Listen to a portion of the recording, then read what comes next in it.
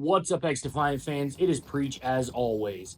Today we're going to talk about the change that changes everything.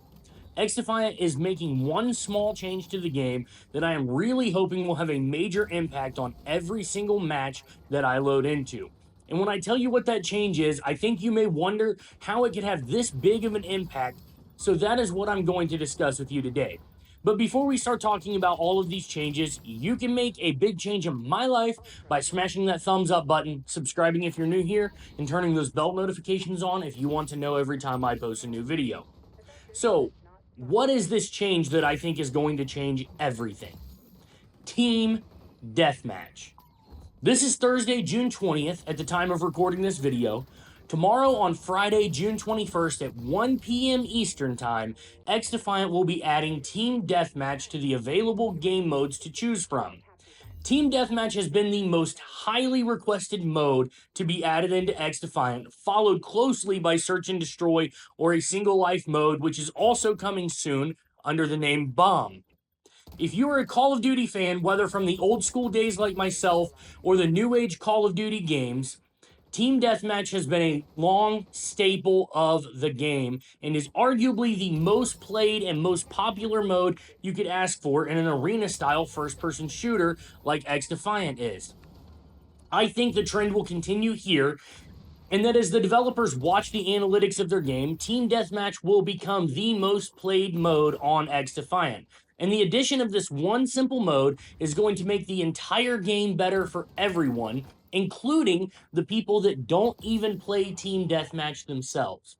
Now, I know you were wondering how it impacts the people who aren't even going to play it in such a significant way, but before we cover that, we need to talk about the huge benefit to the players who are going to be jumping into Team Deathmatch on a regular basis.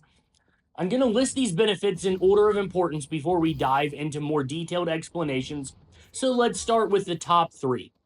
They are in order: weapon leveling, and weapon leveling. Okay. I know that is just one thing, but it is really that big of a deal, especially after the recent changes we discussed in yesterday's video regarding the camo grind. Team Deathmatch is a place where you can come and focus specifically on kills and assists, which, if you didn't know, an assist gives you the same weapon XP as a kill does in XDefiant.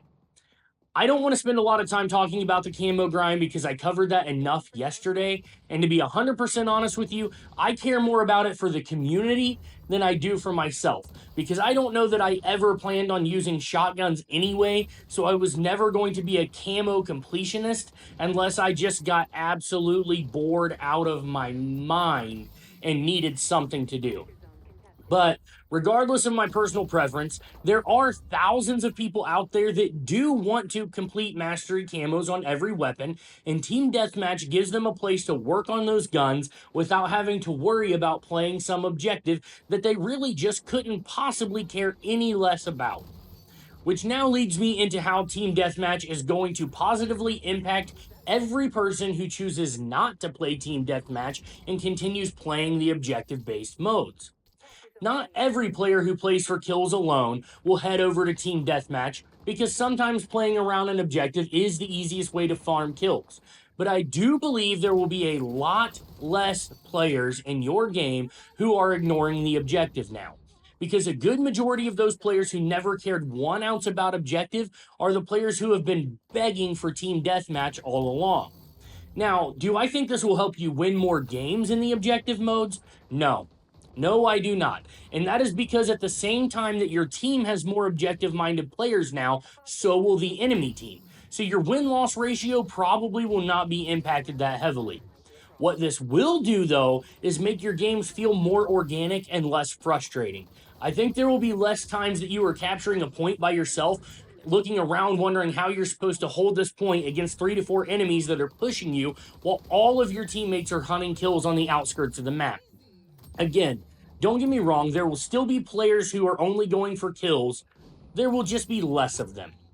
Now, something I would love to see them do with the Team Deathmatch mode that will make it a more viable mode for me to play personally is, instead of a 75 kill or 100 kill limit like Call of Duty has, make it 200 kills.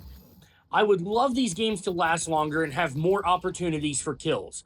In the long run, what leads to more time playing and less time in the matchmaking screen is going to be optimizing your playtime and therefore optimizing your weapon XP earning potential. With that said, I would love to see them extend domination from 750 points up to 1,000 points.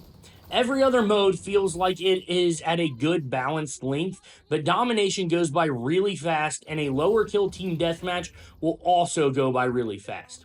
Now, it has been confirmed through Ubisoft Forward and by Mark Rubin on Twitter that we have Capture the Flag coming as a game mode with Season 1, and that sometime very soon we should be getting the single life mode called Bomb, which is supposed to be very similar to Search and Destroy.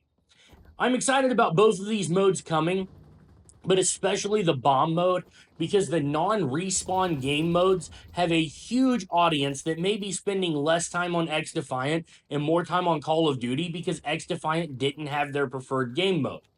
Now, I can't wait to watch somebody like Marksman, who is a legend in the world of public match search and destroy modes, take their gameplay skills into bomb on XDefiant.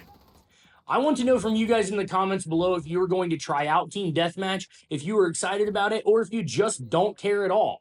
And also let me know what other game modes you would like to see added into XDefiant in the future. If you have great ideas for game modes, don't forget to tweet them out. Is it even a tweet anymore since it isn't called Twitter anymore? Anyway, Mark Rubin and the developers seem to really be trying to listen to the community. So just like with Team Deathmatch, if there's enough interest in a game mode, I am very sure that they will consider adding it into the game. Hopefully you guys enjoyed this video, and if you did, you already know what to do. Smash that thumbs up button, subscribe if you're new here, and turn those bell notifications on if you want to know every time I post a new video, and I'll catch you guys in the next one. Preach out.